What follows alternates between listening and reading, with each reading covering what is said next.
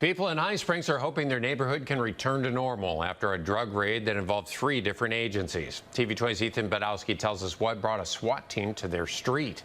It was a pretty major deal. Mark Bertacci was shocked to see multiple law enforcement agencies in his quiet High Springs neighborhood Monday.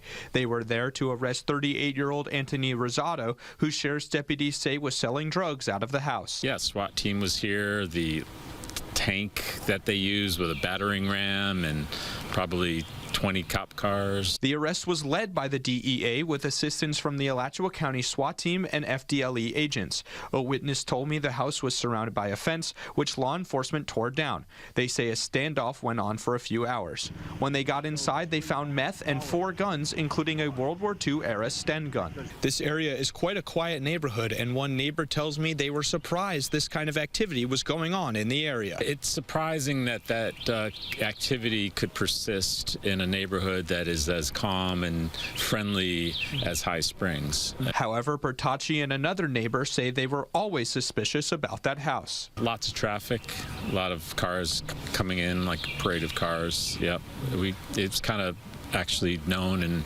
kind of not really hidden in a way. All the cars coming and going all the time, and they never show their license plate. They'd go running back of the house.